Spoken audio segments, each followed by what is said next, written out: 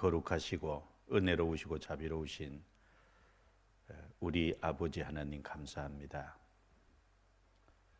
연약하고 부족한 저희들을 구원해 주시고 또 하나님의 뜻 가운데 살게 도와주심을 감사합니다. 이번 12기 어머니 교실에 저희들을 불러 모아 주시고 또 꾸준히 반복해서 주의 말씀을 함께 배우고 또 실천하는 귀한 시간들을 갖게 해주심을 감사합니다.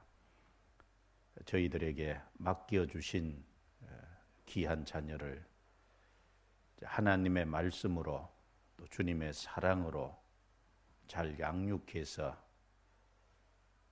주님이 쓰실 수 있는 귀한 자녀들로 드리는 이 일에 우리 모두를 인도해 주시고 부모의 역할을 잘 함으로 하나님께 영광을 돌리게 도와주옵소서. 이 마지막 시간도 주 성령께서 친히 함께 하셔서 하나님의 선하시고 기뻐하시고 온전하신 뜻이 무엇인지 더욱 생각해 주시옵소서. 시종을 주께 의탁합니다. 저희를 구원해 주신 주 예수님 이름으로 기도드리옵니다. 아멘.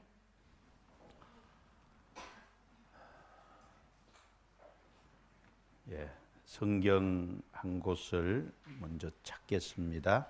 마태복음 23장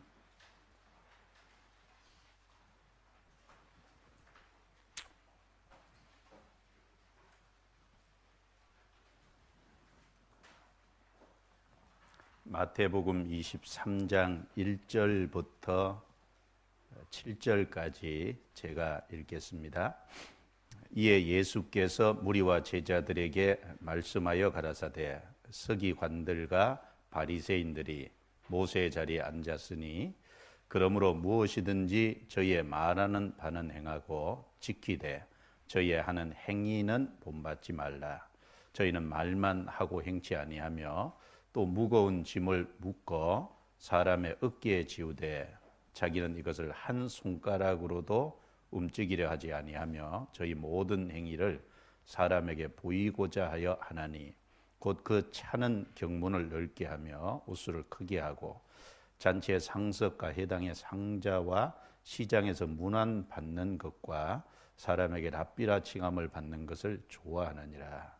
거기까지입니다. 한 시간 마지막 강의 오직 삶으로 가르치는 것만 남는다. 91페이지입니다. 91페이지.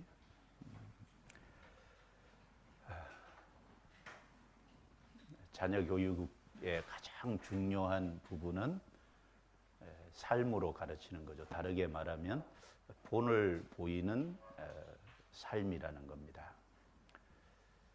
본을 보이지 않는 것은 잘 되기를 바라지만 그건 소원이고 오히려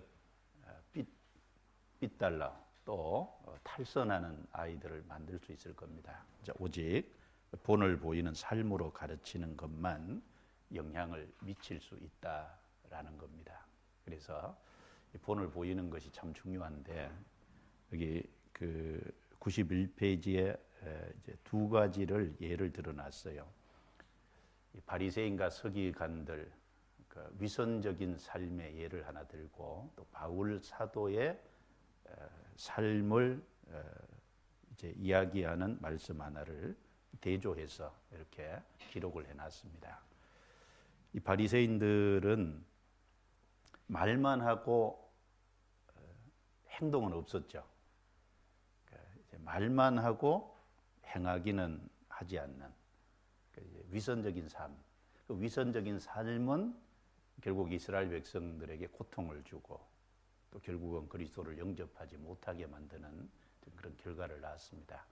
그러나 바울 사도는 생명을 얻고 그 주님을 본받는 삶을 살아감으로 말미암아 다른 사람을 구원받게 하고 또 구원받은 이후에 신앙이 성장하게 하는데 큰 영향력을 미쳤다는 겁니다.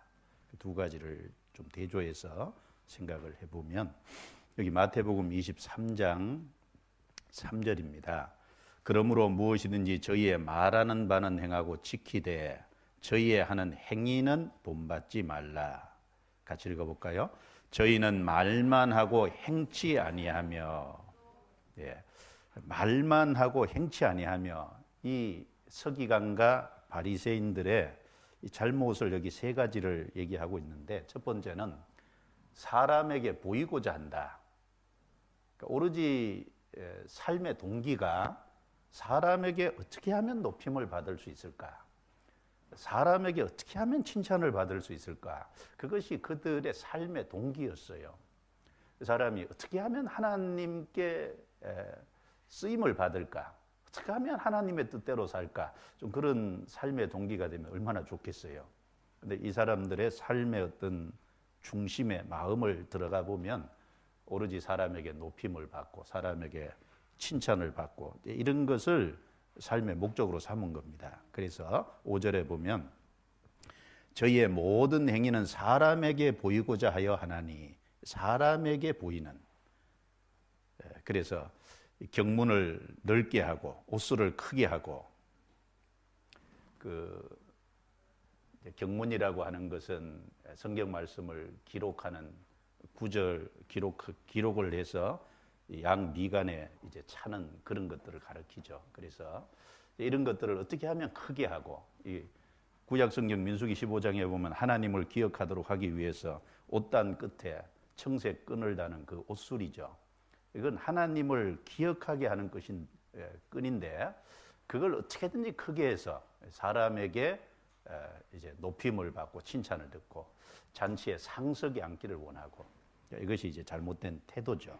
그리고 두 번째는 여기 3절에 저희의 말하는 바는 행하고 지키되 저희 행하는 본받지 말라. 저희는 말만 하고 행치 아니하며 또 무거운 짐을 묶어 사람의 어깨에 지우되 자기는 이것을 한 손가락으로도 움직이려 하지 아니하며, 짐을 사람의 어깨에 지우기는 하는데 도와주지는 않는다. 우리도 잘못할 수 있잖아요. 자녀에게 이걸 해라 저걸 해라, 이렇게 살아라 저렇게 살아라, 뭔가 이렇게 많이 요구는 하고 뭔가 그 어깨에다 짐을 많이 얻는데 그 자녀가 살아갈 수 있는 능력을, 즉 그 자녀가 바르게 살 수 있도록 좀 위로하고 격려하고 바르게 살 수 있도록 부모가 옆에서 도와주고 하는 이런 도움은 전혀 주지 않는다면 바리새인하고 똑같아질 수 있겠죠. 또 한 가지는 3절에 있는 말씀처럼 말만 하고 행치 아니하며, 말은 하는데 본받을 만한 삶은 전혀 없다. 그래서 예수님께서 그들의 말은 받아라. 왜냐하면 말씀을 하는 거니까, 성경 얘기를 하는 거니까 성경 얘기를 저버리면 안 되잖아요. 그러나 행위는 본받지 말라. 본받을 삶이 전혀 없다. 그게 참 문제죠. 그래서 이 바리새인들의 삶의 특징을 여기 세 가지, 중심의 동기가 오로지 이제 세상적인 거라는 겁니다. 사람에게 보이고자 하는. 두 번째는 사람에게 많은 짐은 지우는데 도와주지는 않는. 그리고 말은 하나님의 말씀은 하는데 본받을 만한 삶은 살지 못하는. 그런데 이것이 꼭 이 바리새인과 서기관들, 그 위선적인 종교가들만 그러냐? 우리도 그럴 수 있어요. 우리도 자녀 앞에 비치는 나의 모습이 어떤 모습일까 한번 생각을 해봐야죠. 내 삶의 중심의 동기가 정말 하나님이 아니라 세상적이라면 바리새인과 똑같고, 또 많이 요구는 하는데 도와주지는 않는다면 그것도 이제 종교가들하고 똑같고, 또 성경을 들이대서 성경 얘기는 하는데 나는 전혀 본받을 만한 삶을 살지 못한다면 역시 똑같은 거잖아요. 그래서 이것은 꼭 위선적인 종교가들만을 얘기하기보다는 우리 모두를 향한 말씀이고, 우리도 충분히 여기서 교훈을 받아야 될 겁니다. 그러나 이 종교가들에 비해서 바울 사도는 전혀 다른 삶을 살았잖아요. 바울 사도는 다른 사람이 본받을 만한 삶을 실제 살았어요. 성경 고린도전서 11장 찾아보겠습니다.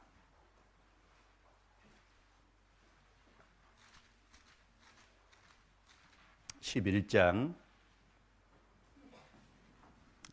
1절입니다. 바울 사도가 고린도 교회에 보낸 편지죠. 같이 읽습니다. 내가 그리스도를 본받는 자 된 것 같이 너희는 나를 본받는 자 되라. 자, 너희는 나를 본받는 자 되라. 정말 이 말을 할 수 있다면 힘이 있겠죠.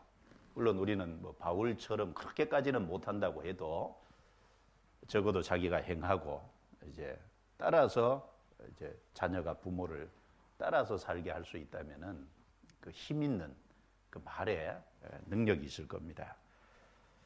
내가 그리스도를 본받는 자 된 것 같이 먼저는 자기가 그리스도를 본받는 삶을 살았기 때문에 자기 삶도 본받으라고 이제 말할 수 있었어요. 그 구체적으로 말하면 31절부터 33절이죠.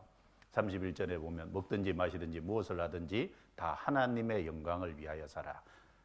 그러니까 바울 사도는 무엇을 하든지 하나님의 영광을 우선해서 생각하는 삶을 살았기 때문에 너희도 하나님의 영광을 위한 삶을 나를 통해서 본받으라 이렇게 말할 수 있었고, 또 33절에 나와 같이 모든 일에 모든 사람을 기쁘게 하여 나의 유익을 구취하내고 많은 사람의 유익을 구하여 저희로 구원을 얻게 해라.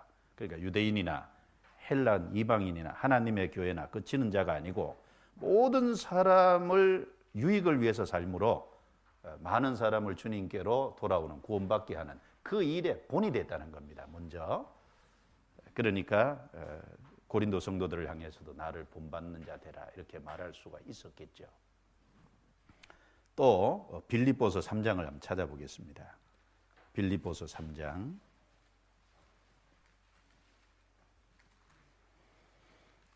빌립보서 3장 17절 같이 읽어볼까요? 형제들아 너희는 함께 나를 본받으라. 또 우리로 본을 삼은 것 같이 그대로 행하는 자들을 보이라. 여기도 자신 있게 바울이 빌립보 교회 성도들에게 너희는 함께 나를 본받으라. 우리로 본을 삼은 것 같이 그대로 행하는 자들을 보이라. 바울이 빌립보 교회에 가서 복음 전하다가 감옥에 갇히기도 하고 또 빌립보 교회를 여러 번 방문해서 전도하는 가운데 빌립보 교회에 보여준 바울의 삶이 있어요. 그것을 그대로 본받고 그대로 행하는 삶을 보이라고 부탁합니다. 빌립보서 4장 9절도 한번 보시죠. 빌립보서 4장 9절 같이 읽어보겠습니다. 너희는 내게 배우고 받고 듣고 본 바를 행하라. 그리하면 평강의 하나님이 너희와 함께 계시리라. 여기 너희는 내게 배우고, 이제 빌립보 성도들은 바울에게 성경의 가르침을 받았죠. 그 다음에 받고, 그 다음에 듣고 본 바를 바울이 실천하는 삶이죠. 이것을 행하라. 그리하면 평강의 하나님이 너희와 함께 계시리라. 바울은 자기가 보여준 것을 그대로 행하라고 이제 권면하고 있습니다. 그래서 우리는 이 서기관과 바리새인들처럼 위선적인 삶을 살면서 자녀에게 이제 나처럼은 살지 말라고 그렇게 말할 수도 있고, 또 바울처럼 자기가 그리스도를 먼저 본받으면서 정말 주님을 따르는 삶을 살면서 나를 본받는 삶을 살라고 그렇게 말할 수도 있을 겁니다. 전자는 능력 없는 결과를 결국 초래할 거고, 후자는 능력을 갖게 될 겁니다.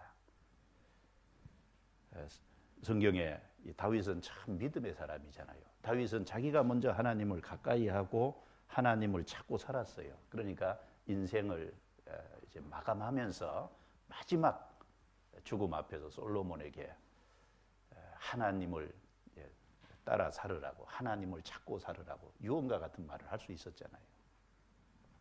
성경 한번 찾아볼까요? 역대상 28장입니다. 역대상 28장.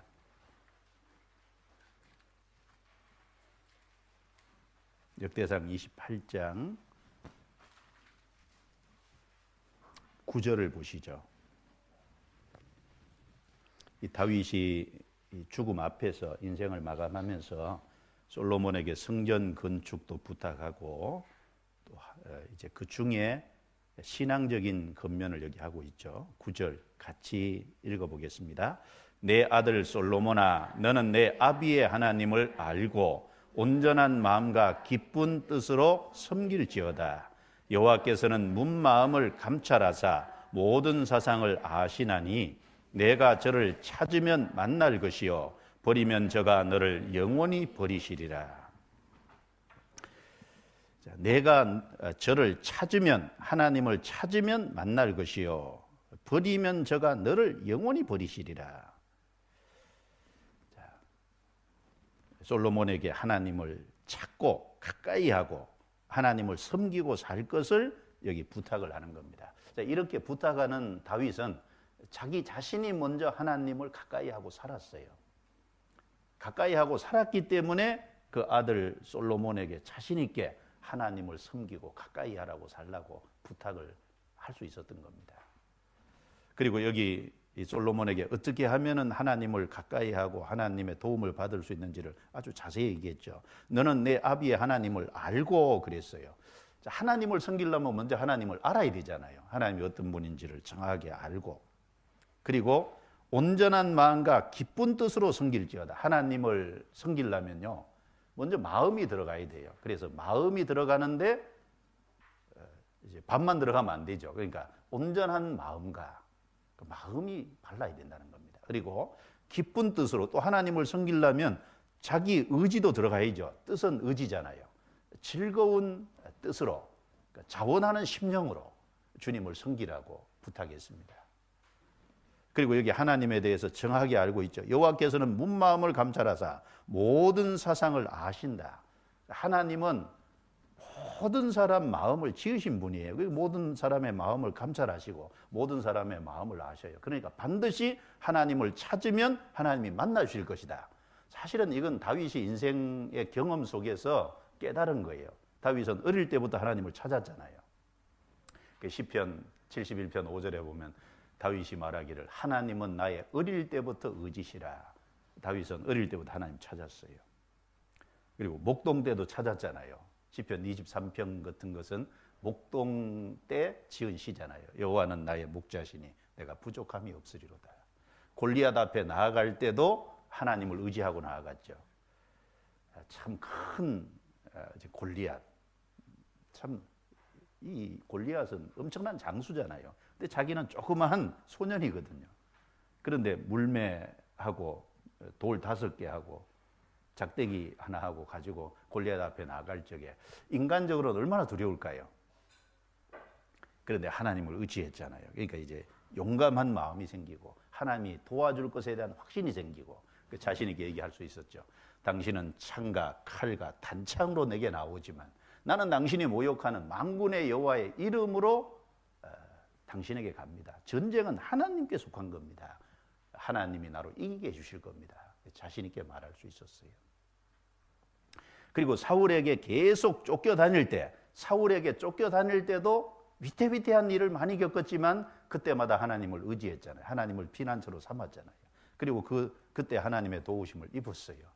그리고 왕이 돼서도 하나님을 가까이 했어요. 물론 인생에 큰 실수를 저질렀죠.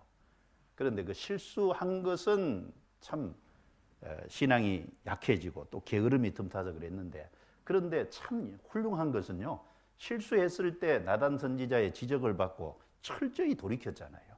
왕으로 있지만 하나님의 책망을 받을 때 무릎을 꿇었거든요. 그게 마음이 쉽지 않은 겁니다. 무릎을 꿇었어요. 그래서 하나님의 징계를 받기는 했지만 하나님이 계속 다윗을 쓰셨습니다. 인생의 말년에 자기도 모르게 마음이 높아졌죠. 그래서 이스라엘의 군대의 수를 세는 우를 범했어요. 자기의 어떤 세력의 권세의 막강함을 한번 알아보려고 했어요. 하나님 보시기에 합당하지 않았죠. 그래서 그때도 징계를 받았지만 역시 돌이킴으로 하나님의 은혜를 동시에 얻었어요. 그래서 하나님을 의지하고 산다는 건 아무 잘못을 안 한다는 게 아니죠. 잘못을 하는 경우가 생기겠지만 철저히 돌이키고 하나님을 계속해서 붙잡는, 다윗은 그런 삶을 살았기 때문에 자신 있게 자기 아들 솔로몬에게 내 아들 솔로몬아 하나님을 섬기라고, 그리고 하나님을 찾으면 하나님이 만나 주실 것이라고, 그리고 하나님을 버리면 저가 너를 영원히 버리시리라. 다윗은 자신 있게 얘기할 수 있었어요. 예수님도 보셔요. 무엇보다도 예수님은 자기가 하지 않은 것은 하라고 하시지 않았어요. 예수님은 우리에게 본을 보이신 분이잖아요. 예수님은 기도의 본을 보이셨어요. 그렇죠? 마가복음 1장에 보면 새벽 미명에도 기도하시고, 누가복음 6장에 보면은 그 일꾼들을 세우실 때 밤새도록 기도하시고 아침에 이제 일꾼들을 세우셨어요. 그리고 예수님은 전도하기 위해서 또 기도하신 내용도 있고, 예수님은 높은 산에 올라가서 기도하신 적도 있고, 예수님은 또 십자가를 앞에 두시고 하나님의 뜻에 자기 뜻을 완전히 복종시키기 위해서 나의 원대로 마옵시고 아버지의 원대로 되기를 원하셔서 그 복종시키기 위해서 기도를 했습니다. 기도의 본을 보이셨기 때문에 기도하라고 하셨습니다. 시험을 받았지만 시험을 이기셨잖아요. 40일을 금식했지만 그 가운데서 아주 극한 3가지 시험이 왔지만 이기셨어요. 시험을 받았지만 시험을 이기셨기 때문에 시험을 이기라고 우리에게 말씀하실 수 있습니다. 그분은 제자들을 섬기셨잖아요. 섬김의 아주 대표적인 분이 본인 요한복음 13장에 보면 마지막에 십자가를 앞두고 예수님이 제자들의 발을 씻겨주신, 섬겨주시고 내가 너희를 발을 씻긴 것처럼 너희도 서로 발을 씻기는 것이 옳으니라. 섬김의 본을 보여주시고 섬기라고 하셨어요. 부지런히 전도하고 다니셨죠. 그래서 전도하시고 전도하라고 말씀하셨습니다. 사랑의 본을 보이시고 사랑하라고 하신 겁니다.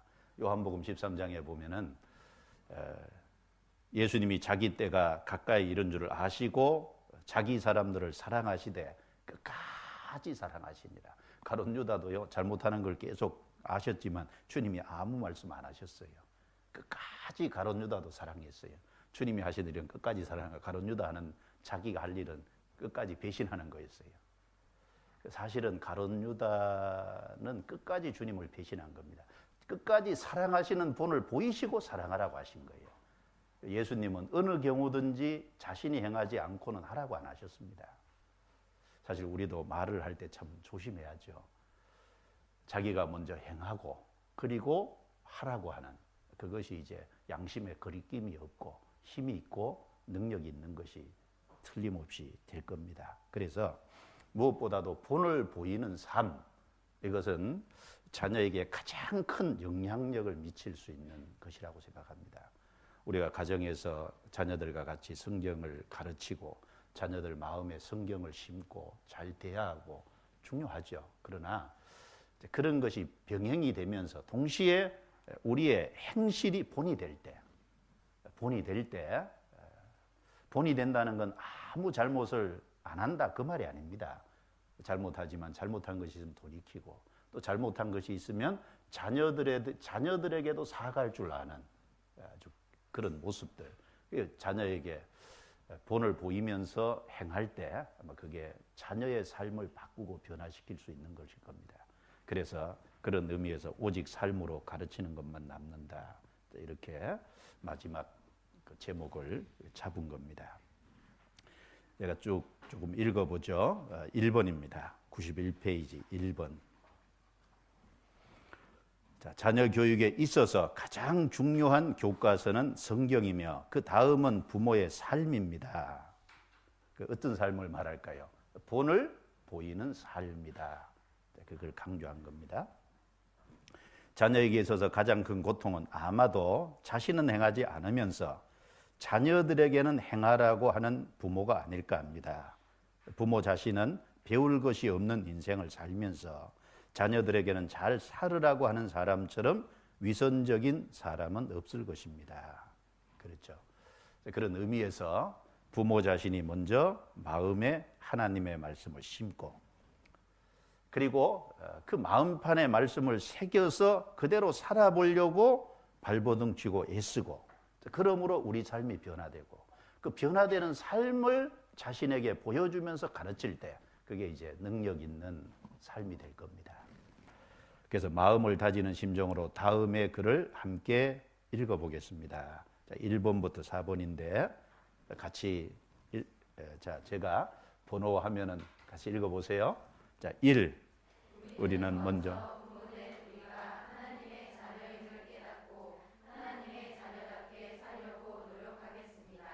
2. 하나님의 형상대로 지음받은 우리의 자녀들을 말씀과 기도로 교육하는 데 우선순위를 두겠습니다. 3. 하나님께서 주신 자녀의 은사와 재능을 하나님 안에서 발견하고 개발하여 하나님 나라에 크게 쓰임을 받는 일꾼으로 교육하겠습니다. 4. 우리는 자녀의 신앙교육에 깊은 관심을 가지고 선생님과 자녀들을 위해 기도하며 자녀들이 세상과 교회에서 빛과 소금으로서의 역할을 잘 감당해 나가도록 밑거름이 되겠습니다. 선사하신 겁니다. 예. 하나님이 다 들으셨어요. 예. 그 유대인들은 그 13세인가에 성인식을 한다고 하잖아요. 그 성인식을 할 때 누가 참석하냐면 할아버지 할머니들이 살아계시면 꼭 참석을 한대요. 그리고 이제 그 할아버지 할머니들이요, 그 자기 자녀가 성인식을 하는 그 가운데 하나님을 믿게 되는 걸 그렇게 좋아하고 즐거워하고 그 자녀들에게 이제 신앙이 심어져 있다는 그 자녀뿐 아니라 2대가 내려간 거잖아요. 그렇죠? 그 아들 때, 그 다음에 그 밑에 때 이렇게 내려간 거니까요. 그 자녀들이 이제 신앙이 손자, 손녀 때까지 전수된 것을 그렇게 즐거워한답니다. 그렇게 뿌듯하게 생각한대요. 신앙의 전수는 참 기쁜 거잖아요. 예. 그런데 그 신앙의 전수는 그냥 말로 이루어지는 게 아닙니다. 그러니까 우리가 자녀에게 신앙 전수되기를 정말 원한다면 우리가 말씀이 이제 우리 마음에 심겨지고 본이 되고 그리고 변화가 되고 그리고 가르쳐지는 게 남을 겁니다. 2번입니다. 사람의 변화는 십자가에서 시작됩니다. 그랬어요. 인간 변화의 가장 큰 원동력은 십자가의 주님의 사랑입니다. 우리도 이 자리에 앉아 있을 자격이 없지만 주님의 사랑으로 이 자리에 앉게 된 자들입니다. 그러므로 우리는 항상 주님의 사랑을 마음속에 되새기며 살아야 합니다. 주님의 첫사랑이 점점 우리 마음속에서 흐려지면 우리가 무너지고 있다는 증거입니다. 결국에는 우리의 마음의 질서도 마음의 속도도 점차 허물어질 것입니다.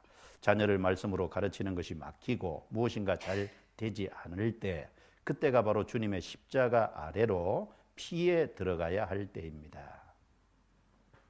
그 인간 변화의 가장 큰 그런 원동력은 뭐냐? 십자가잖아요. 사실 십자가가 사람을 바꿀 수 있잖아요. 그 사랑이 우리 마음을 열고 우리가 하나님 앞에 굴복되게 하고 그 사랑이 우리로 주님 뜻대로 살아가게 만든 거잖아요. 마찬가지로 우리 삶 속에서도 그 주님의 사랑이 우리 마음속에 늘 일깨워져야만 실제로 우리가 변화되는 삶을 살 수 있을 겁니다. 우리가 정말 자격 있냐? 하나님 앞에 자격 없는데 하나님이 불러주셨잖아요. 그래서 고린도전서 15장 10절에 보면 나의 나된 것은 하나님의 은혜로 된 것이니 그랬어요. 참 저는 그 말씀을 좋아하는데 나의 나된 것은 주의 은혜로 된 것이다. 사실은 구원받은 것도 은혜고 저 같은 경우는 제가 전도자의 일을 한다는 것도 은혜고 무슨 능력이 있어서 하냐? 은혜입니다. 그리고 전도자로서 내가 교회 안에서 쓰임을 받고 내가 주를 위해서 수고할 수 있는 것도 내 능력이 아니라 주님 은혜잖아요. 그래서 모든 것이 다 주님 은혜입니다. 나의 나된 것은 주의 은혜로 된 것이니. 사실 주님의 십자가가 없었다면은 주님이 우리를 구원하시는 그 복음이 없었다면 우리가 이 자리에 같이 앉아 있지도 못하겠죠. 그래서 마태복음 11장에 보면 세례 요한의 때부터 지금까지 천국은 침노를 당하나니 침노하는 자가 빼앗느니라. 자, 천국은 침노를 당한다 그랬어요. 침노하는 자가 빼앗느니라. 거기 이제 자격 있는 자는 얻느니라 그렇게 안 했어요. 침노하는 자가 빼앗느니라 그 말 있잖아요. 그 무슨 말일까요? 왜 침노하는 자가 빼앗는다 그랬을까요? 자격 없는 거예요. 그렇죠? 자격 없지만 주님이 완성해 놓은 것을 그걸 내가 받아서 들어가는 거잖아요. 거기까지 침노하는 거다 이렇게 말씀을 했습니다. 그리고 나머지 삶도 그래요. 그래서 우리 마음속에 주님의 그 사랑이 흐트러지지 않도록 해야 될 책임이 있습니다. 그 첫사랑이 흐트러지면 처음 마음도 사라지고 모든 질서도 무너지고 그럴 거예요. 요한계시록 2장 찾아보겠습니다. 요한계시록 2장 4절 5절.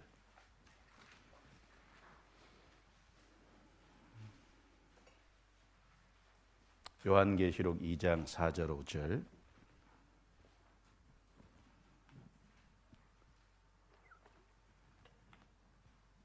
같이 읽어보겠습니다.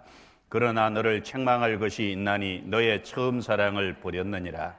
그러므로 어디서 떨어진 것을 생각하고 회개하여 처음 행위를 가지라. 만일 그리하지 아니하고 회개치 아니하면 내가 내게 임하여 내 촛대를 그 자리에서 옮기리라. 너의 처음 사랑을 버렸느니라. 에베소 교회는 좋은 것들, 칭찬받을 것들을 많이 갖고 있었죠. 여기 보면은 내 행위와 수고, 인내가 있었다 그랬고, 악한 자들의 거짓된 것을 드러낸 것도 칭찬을 받았고, 견디고 게으르지 아니한, 또 부지런했다는 거죠. 그리고 주님의 이름을 위해서 견뎠다는 건 여러 가지 어려움이 있었다는 거죠. 그 어려움 속에서도 믿음을 잘 지켰다는 겁니다. 그런데 책망할 것이 하나 있다. 사랑을 버렸다. 그래서 처음 행위를 가지라. 처음 사랑이 식어지면 처음 행위도 없어지는 거예요. 구원을 버렸다고 안 했어요. 주님께 그 구원을 받았을 때 주님을 향해 가졌던 순수한 사랑, 그 자원하는 마음, 그 사랑이 있었기 때문에 자원하는 마음으로 행할 수 있었는데 그 순수한 첫사랑을 버린 거예요. 부부가 결혼해서 아내가 남편을 향한 처음 순수한 사랑 때문에 남편에게 잘해주고 싶은데 나중에 그 사랑이 식으면 의무감만 남죠. 그러면 힘들어요.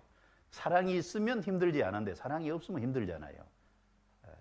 그 주님을 향한 사랑이 식어지면 사실은 다 잃어버린 겁니다.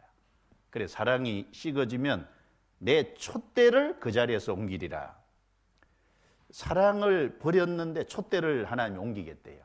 사랑이 제일 중요한 겁니다.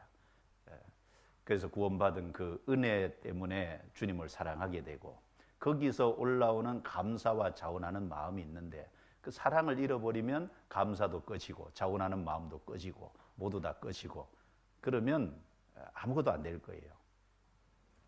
그래서 우리가 항상 십자가의 그 은혜와 사랑이 이제 잃어버리지 않도록 식어지지 않도록 하는 것은 우리 책임일 겁니다. 그 야곱을 한번 생각을 해보면 야곱이 창세기 28장에 보면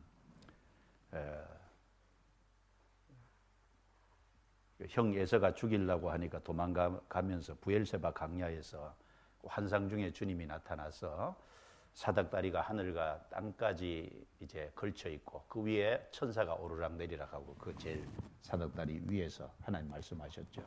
약속을 하시기를 내가 너와 함께 있다. 내가 어디로 가든지 함께 해주겠다. 그리고 내가 내 뜻을 다 이루기까지 너를 떠나지 아니하리라. 주님이 거기 나타나셨고 그리고 약속해 주시고 하셨어요. 야곱은 그때 가장 외로웠을 때잖아요. 가장 힘들 때잖아요. 그런데 그 중에 하나님의 그 특별한 음성을 듣고 약속을 받았어요. 그래서 버뜩 깨었죠. 깨어보니까 환상이에요. 그래서 그 자기가 돌을 베개했던 그걸 해서 제단으로 삼아서 거기 하나님께 서원을 했잖아요. 내가 다시 하나님이 나를 이곳까지 돌아오게 하면 내가 이곳에 하나님을 섬기겠다고 이곳에서. 그리고 내가 수입의 10분의 1을 하나님께 드리겠습니다. 그래서 이제 떠나서 이제 어머니의 오빠, 외삼촌이죠. 외삼촌 집에 가서 20년을 있다가 돌아왔어요. 돌아왔으면은 그러면 가장 먼저 어디로 가야 돼요?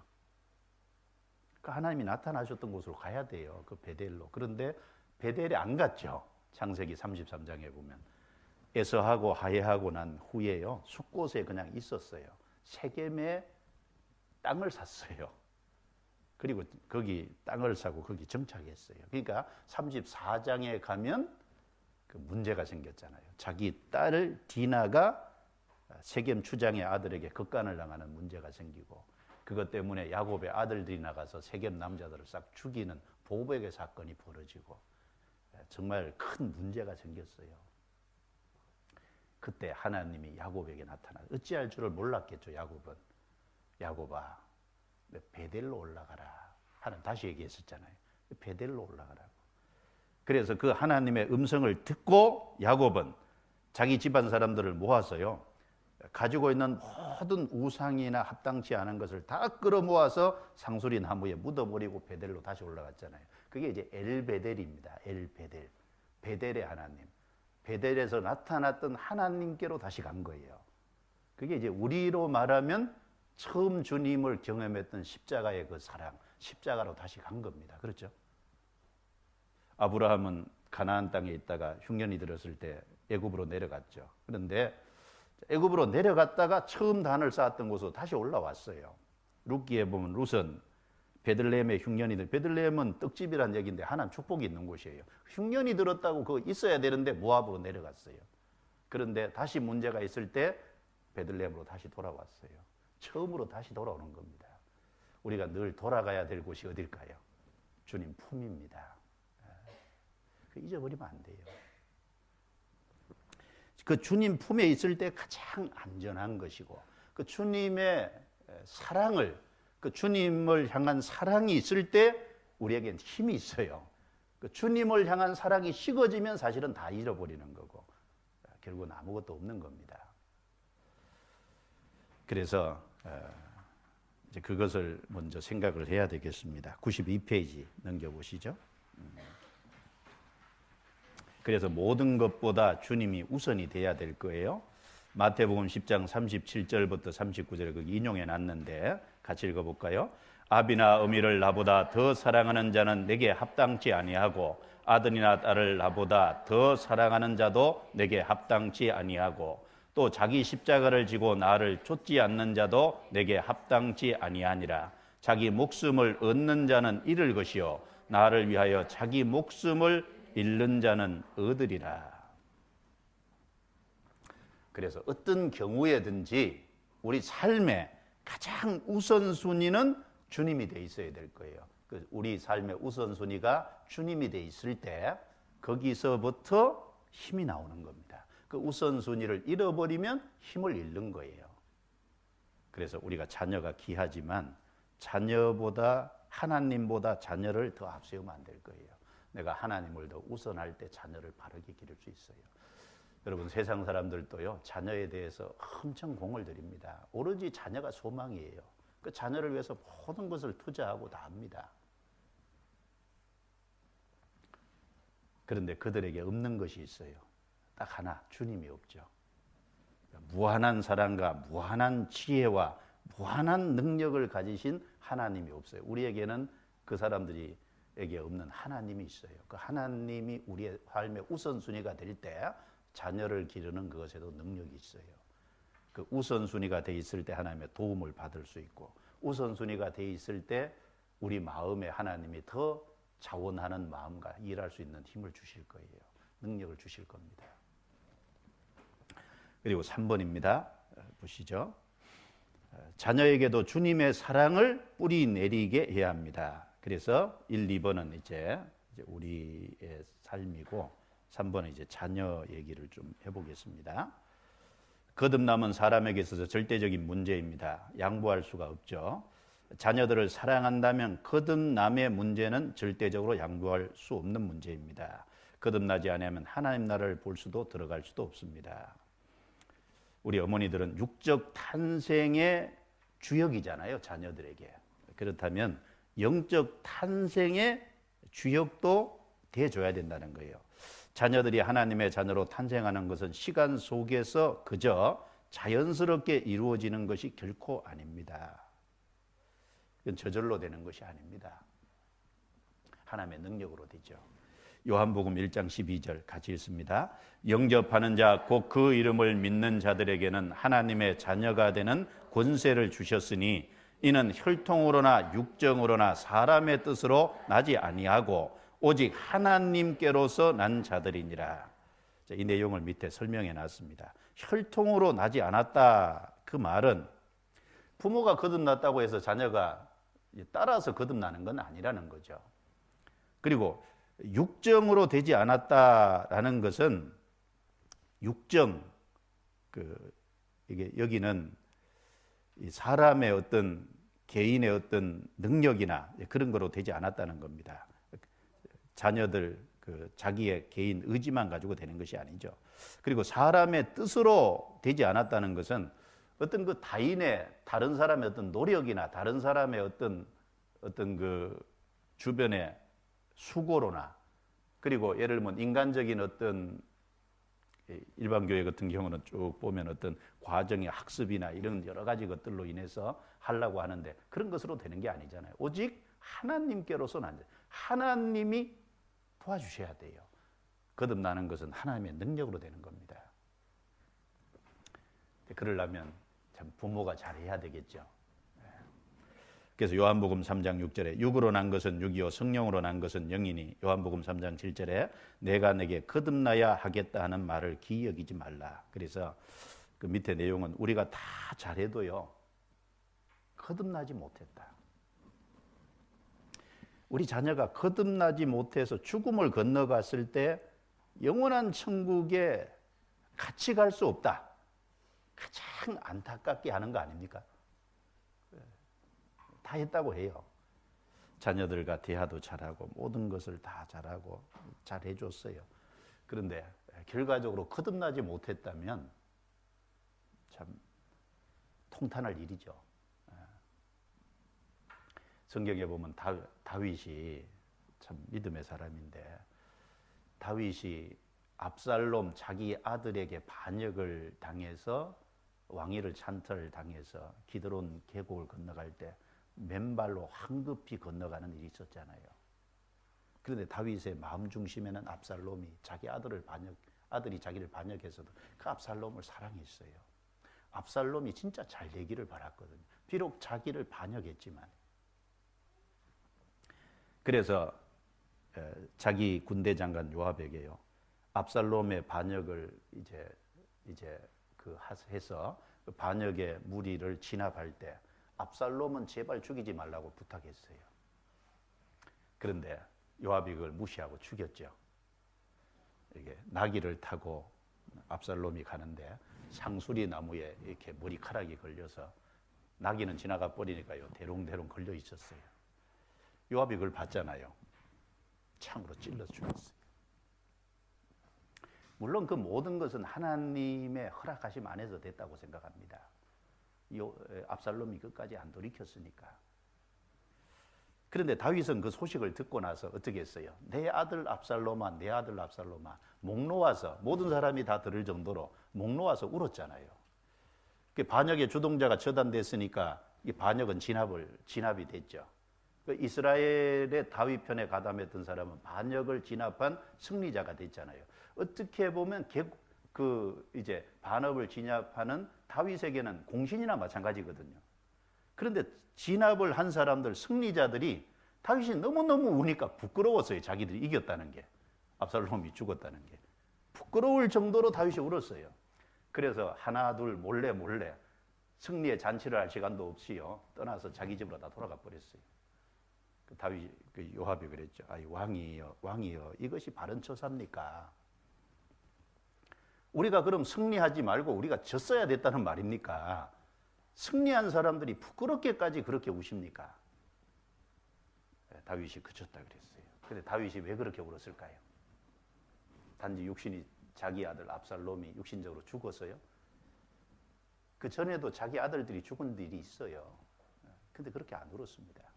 근데 압살롬이 죽었을 때는 그렇게 울었어요. 다윗이 하나 확실하게 알았겠죠. 다윗은 믿음의 사람이니까 자기 아들 압살롬이 자기를 반역하고 죽임당했는데 문제는 자기 아들의 영혼이 어떻게 됐냐 그거예요. 지옥 갔잖아요. 100%.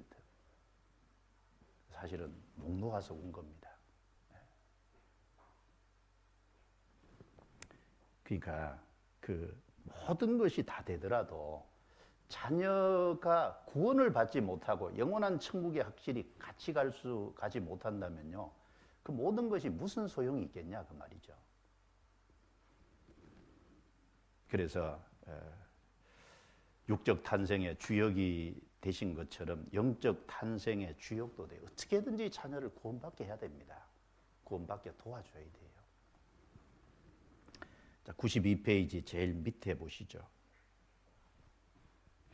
제일 밑에 단락입니다. 우리 자녀들이 구원이 무엇인지를 과거, 현재, 미래제까지 영원히 사해 주셨다는 영원한 속죄를 말로 정확하게 이야기한다고 해서 마음을 놓아서는 안 됩니다.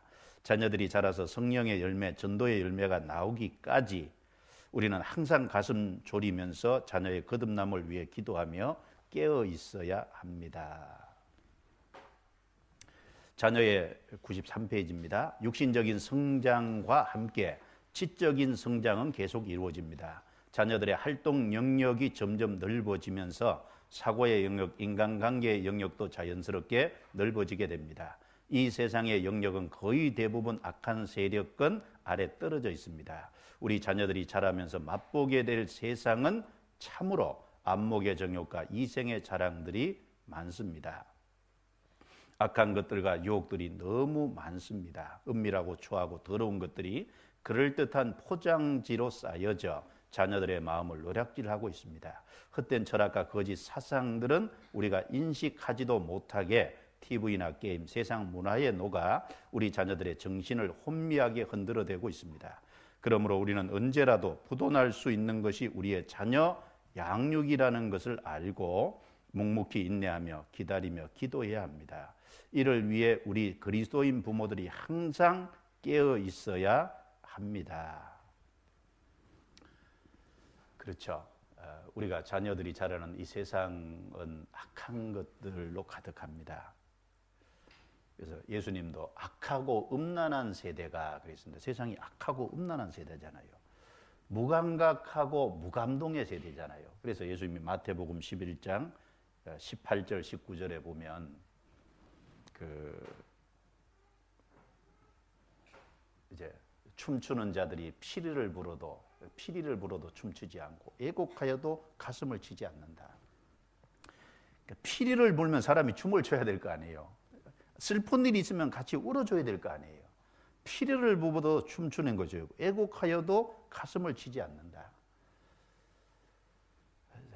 예수님은 복음의 기쁜 소식을 갖고 왔어요. 복음이 아무리 전해져도 사람들이 기뻐할 줄 몰라요. 세례 요한은 회개를 외쳤어요. 죄를 지적하면서 심판과 지옥을 얘기하면서 회개해야 될 것을 얘기했는데도 사람들의 마음은 냉랭하고 아무 감각이 없어요. 자기들의 멸망에 대해서 개의치 않습니다. 이 세상이 딱 그런 곳이죠. 그리고 선을 악하다 하고 악을 선하다 하고 단 것을 쓴 것으로 삼고 쓴 것을 단 것으로 삼고 이사야 5장의 말씀처럼 진리와 거짓이 뒤바뀌는 그런 세상에 실제로 살고 있잖아요. 그래서 이제 요즘 세대들은요, 이분법적 사고를 거부한대요. 이분법적 사고, 진리와 거짓 이런 거 싫어한다는 거예요. 그런 것 같아요. 네. 창조와 진화 이렇게 얘기하면요, 꼭 둘 중에 하나를 받아들여야 되냐 그래요. 둘 다 맞대요. 세상에 그런 사람들이 있어요. 제가 상담하다 보니까 그런 사람들이 있더라고요. 그게 자꾸 생겨요. 이분법적 사고를 거부해요. 천국과 지옥 안 좋아합니다. 빛과 어두움 안 좋아해요. 빛은 빛으로서의 매력이 있고 어두움은 어두움 나름대로 매력이 있대요. 그러니까 이제 사고 자체가요 완전히 엉뚱하게 가거든요. 그러니까 이게 성경 얘기해도 제가 한 번은요, 여기 이제 휴거 얘기하면서 들림을 받는 자하고 들림을 받지 못하는 자, 천국 지옥 이렇게 강하게 얘기했더니요, 집회 끝나고 나서 한 분이 저한테 와서 따지더라고요. 뭐라고 따지냐면, 왜 사람을 두 쪽 내냐고 저한테 따졌어요. 아니, 그런 세대예요. 예. 당신 그렇게 설교해도 되는 거냐고. 예. 저는 성경대로 얘기했어요. 그러니까 우리는 그런 세대 속에, 그래도 우리는 이제 어쨌든 기존에 계속 살아왔기 때문에 그런데 요즘 젊은 세대는 더더욱 그래요. 그런 세상 속에 우리 자녀들이 살아가고 있어요. 그러니까 그런 사고들이 자녀들 속에 들어와요. TV에 보면은 동성애자들이 버젓이 나와서 활동을 하고 사람들한테 박수갈채를 받고 그럽니다. 그걸 보면서 저는 볼 때마다 아주 불쾌합니다. 근데 별 감각 없이 보시죠. 그 사람 자체에 대한 불쾌감보다도요, 그것을 홍보하고 그것이 아무 이상이 없다는 그 사고 말입니다. 사고. 사람을 미워하는 것이 아니라 그런 것들이 아주 불쾌해요. 왜냐하면 그런 것을 버젓이 보고 아무 상관없이 무감각하게 받아들여요, 사람들이. 레위기 18장에 보면 부부관계를 넘어서서 간음죄, 간음죄를 넘어서면 동성애, 동성애를 넘어서면 수간으로 갑니다. 짐승하고 성행위를 하는 수간이라 그러죠. 순서가 그래요. 이제 동성애, 그 다음 갈 곳이 어딜까요? 수간. 세상 두고 보면 조금 있으면 갈 거예요. 지금 유럽에 그런 나라들이 있잖아요. 이런 세상에 우리 자녀들이 살고 있다 그 말입니다. 그러니까 우리가 깨어있지 못하면요, 어떻게 미혹을 받아서 어디로 흘러갈지 몰라요. 그래서 제가 쭉 교회 안에 자라면서 참 우리 자녀들이 고비가 참 많다 이런 생각을 했는데, 사춘기 때가 되면 고비가 있잖아요. 참 부모도 참 다스리기 어려워요. 사춘기 자녀들. 사춘기 때가 또 고비가 되고, 고등학생으로서 이제 졸업을 하고 대학생으로 넘어가는 그 시기가 참 위기 상황이더라고요. 왜냐하면 고등학생은 그래도 이제 교복은 안 입는다 그래도요, 어떤 그 학생이라는 위치에서 세상이 울타리가 되어주잖아요. 학교라는 울타리, 가정이라는 울타리, 울타리가 있어요. 그래도 나름대로 울타리가. 그런데 고등학교를 딱 벗어나면 울타리가 싹 사라져요. 자유분방하고 싶죠. 그래서 곧 넘어가는 그 시기에 참 위험하고, 그리고 대학 시절이 또 위험해요. 또 그리고 남자들은 군대 가는 시기가 위험해요. 군대 3년 갔다 오면 신앙이 저만치 멀어지는 사람이 있어요. 그리고 또 취업을 할 때, 대학을 졸업하고 취업할 때 세상이 가만히 놔두지 않죠. 그리고 또 결혼할 때, 짝을 만날 때, 그때가 또 위기예요. 그래서 제가 이제 가만히 생각하면서 이 부모는 끝까지 정신 차려야지. 그러니까 이제 고등학교 때 내 자녀가 잘했다고 대학 가서도 잘하는 게 아닙니다. 대학 가서 잘했다고 그 다음에 청년돼서도 잘하는 게 아니에요. 청년됐다고 잘한다고 계속 잘할 거다 아니에요. 결혼해서 나중에 위태위태하는 수가 생길 수도 있습니다. 그러니까 우리가 죽음을 넘어가기까지 사실은 부모는 자녀를 위해서 기도해야 될. 왜냐하면 내게 맡기신 귀한 자녀들이니까 끊임없이 계속 기도해 줘야 된다라는 걸 생각합니다. 그래서 사실은 자녀가 자라갈수록요, 부모의 역할이 축소되잖아요. 그렇죠? 점점 더 축소됩니다. 축소되더라도 자녀를 위한 기도의 끈은 놓지 말아야 되겠다. 적어도 자녀를 위한 하나님의 중보자로서의 위치는 우리가 죽음을 넘어갈 때까지 가져야 되는 위치다라는 생각을 해봅니다. 성경 사무엘상 12장 한번 넘겨보겠습니다.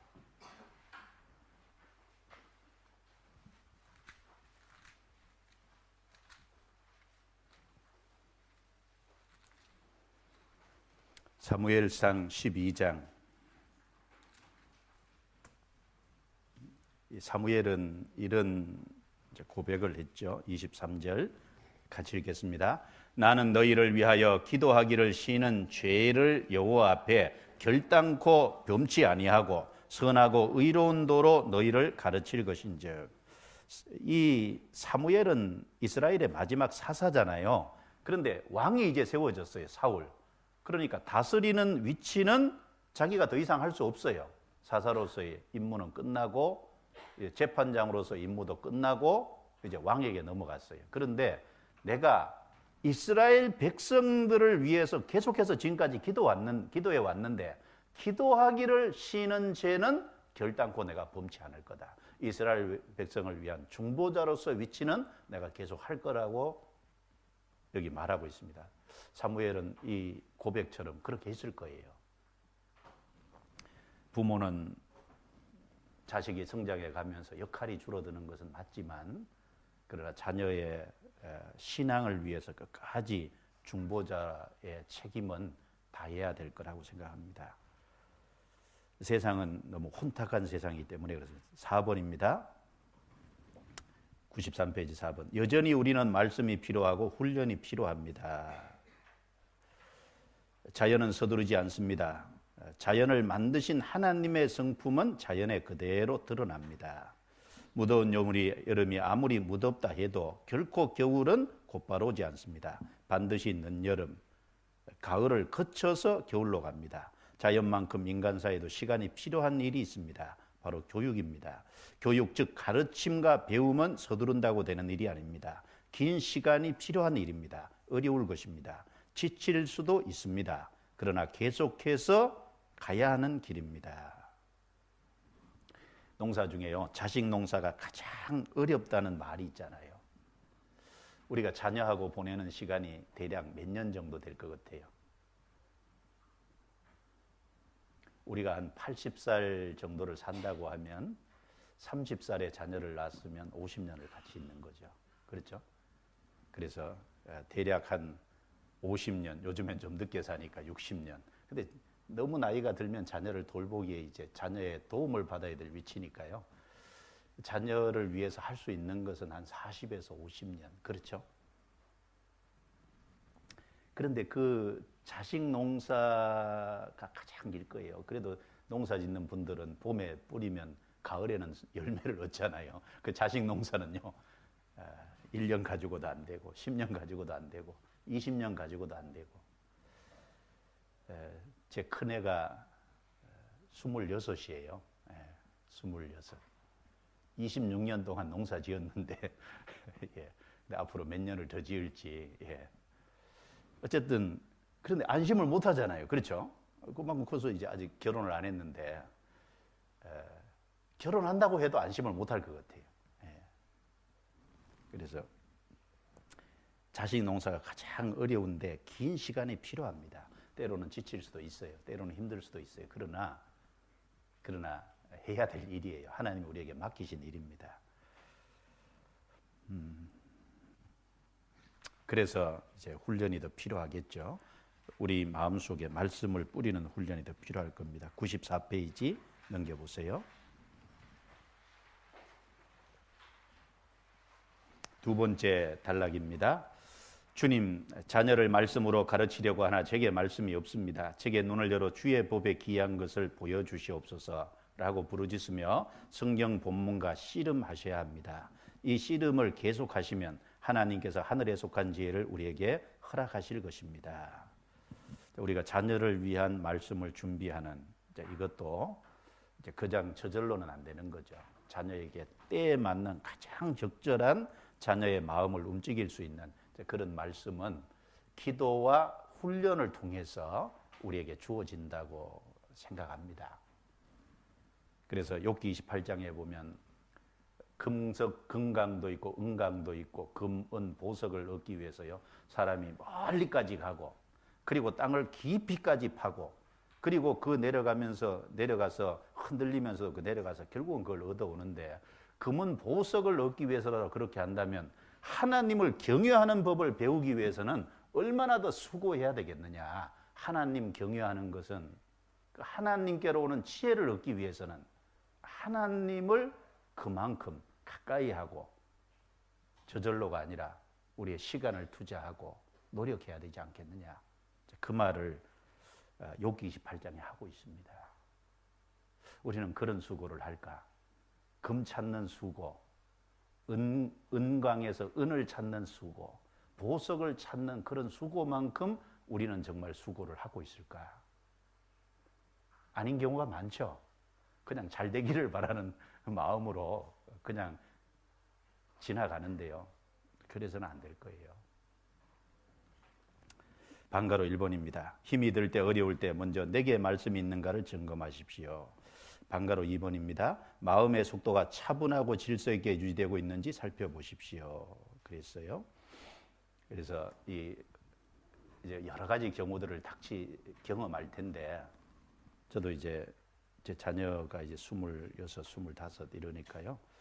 이제 좀 그래도 제 자녀들은 큰 탈 없이 왔다고 이렇게 생각을 하는데, 그런데 어떨 때는 참 당황스러운 일을 이제 겪는 경우가 있거든요. 그럼 참 자녀로 인해서 당황스러운 일을 겪을 때 마음이 막 요동치잖아요. 어떻게 할지 좀 정신이 없을 때도 있고. 그런데 그럴 때일수록 마음을 좀 차분히 가라앉히고 먼저 주님 앞에 무릎을 꿇고 기도하는 게 필요할 거예요. 성경 이사야 7장을 잠깐 보십시다. 이사야 7장.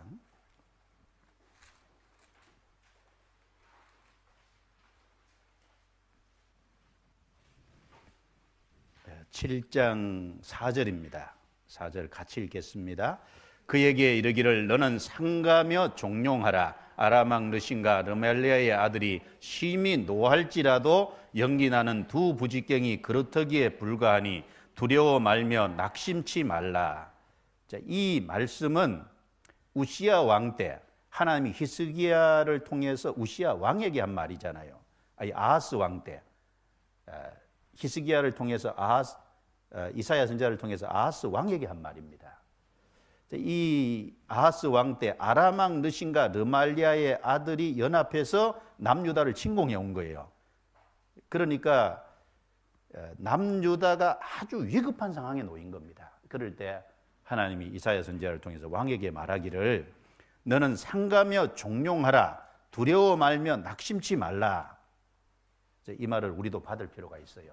자녀에게 어려움이 갑자기 닥칠 때, 어떤 예상치 못한 일이 생길 때, 첫 번째는 상가며 종용하라. 왜 상가며 그랬어요? 어떻게 먼저 액션 취할 생각하지 말고 먼저는 좀 상가며 자기 수단 방법을 강구할 거 생각지 말고 먼저는 좀 마음을 차분히 가라앉혀야 될 거예요. 그리고 두려워 말며 낙심치 말라. 먼저 자녀에게 어떤 일이 있어도 이것은 자녀 가운데서 겪어가는 한 과정이니까요. 훗날은 또 모르거든요. 너무 낙심해서도 안 될 거예요. 그리고 그때가 뭐가 필요할까요? 주님이 나와 함께 하시니 도와주실 거라는 믿음이 필요한 때잖아요.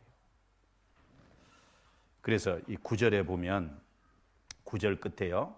만일 너희가 믿지 아니하면 정령이 굳게 서지 못하리라 하셨다 할지니라. 믿지 아니하면 믿어야 돼요.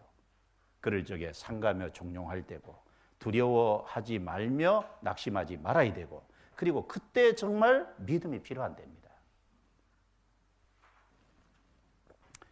그래서 마음이요 좀 차분히 가라앉히고 기도하면서 주님의 뜻을 따라서 거기에 적절하게 대처를 해야 될 거예요. 그래서 상황마다 다 다르니까.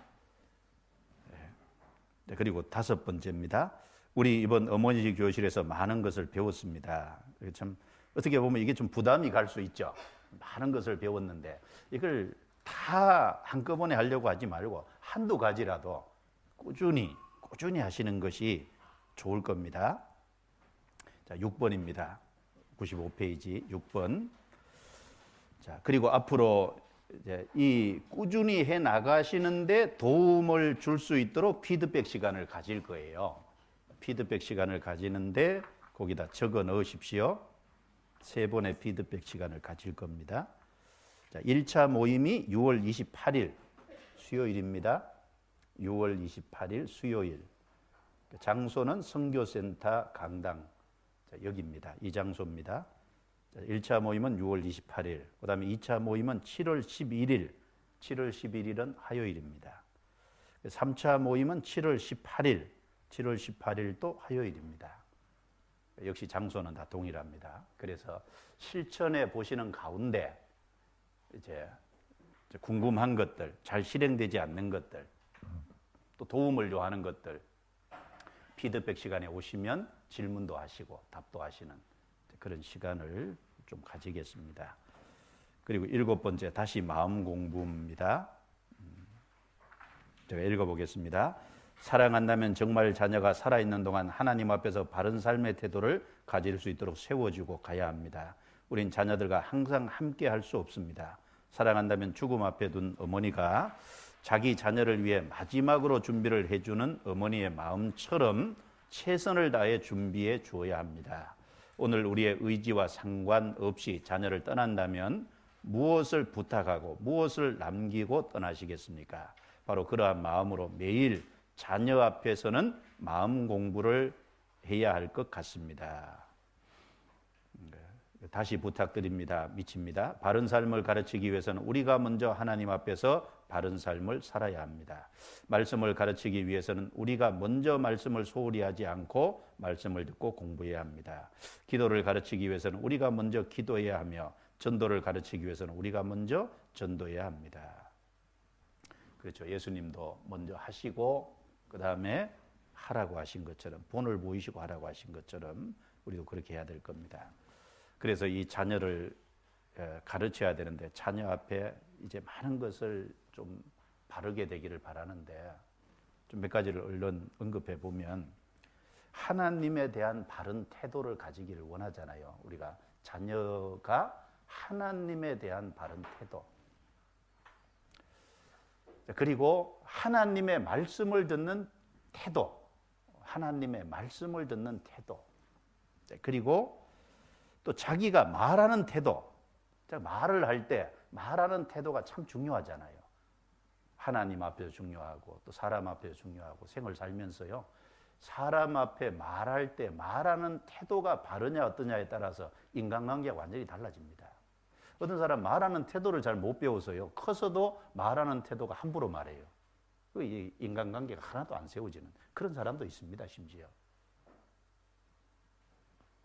그리고 형제 자매와의 관계, 형제 자매와의 관계를 어떻게 지내야 될 거냐, 그런 것도 바르게 좀 가르쳐 줘야 되고, 그리고 또 생을 살면서 하나님의 뜻을 내가 어떻게 분별할 거냐.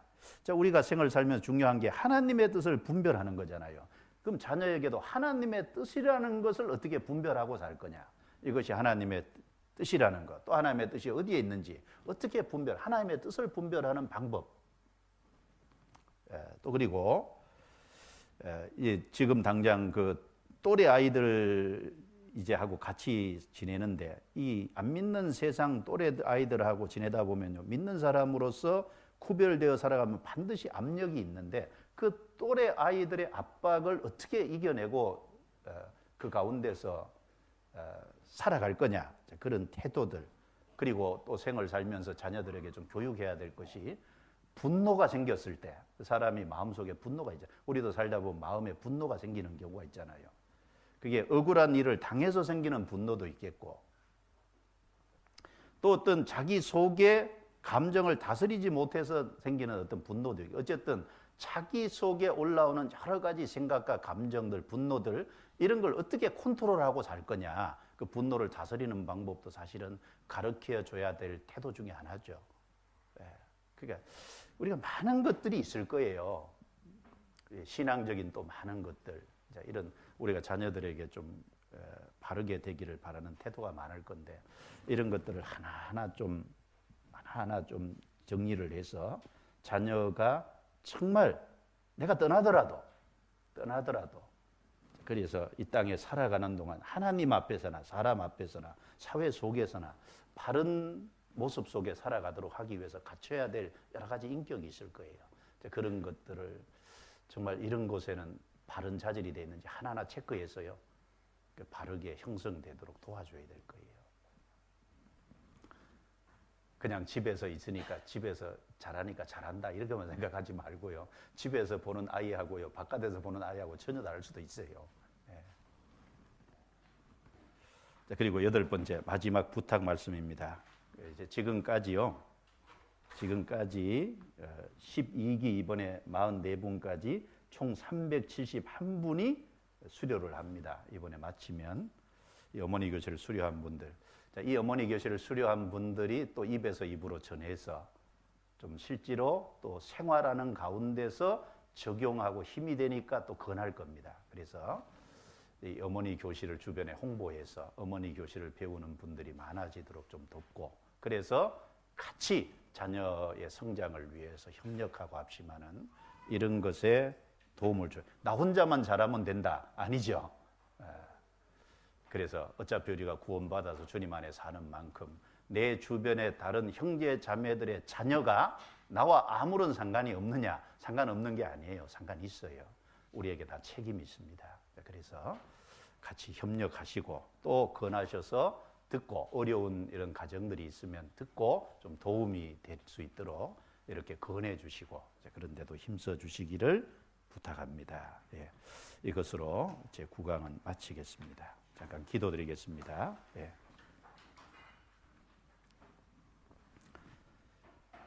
하나님 감사합니다.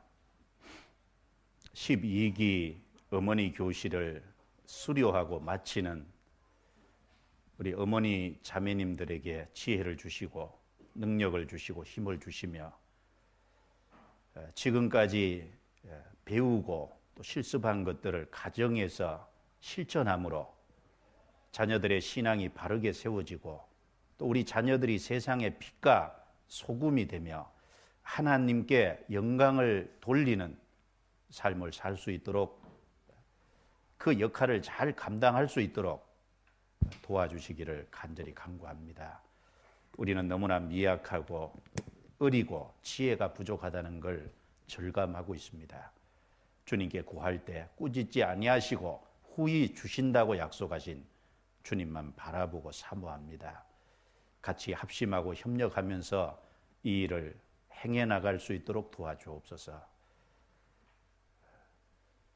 그리스도인 자녀들이 더 믿음 가운데 살아감으로 하나님의 나라가 확장되고 하나님의 영광이 더욱 세상에 드러나게 해 주옵소서. 그 일에 우리에게 책임을 맡기셨사오니 이 일에 충성될 수 있도록 도와주옵소서. 모든 것을 주께 감사합니다. 우리를 구원해 주신 주 예수님 이름으로 기도드리옵니다. 아멘.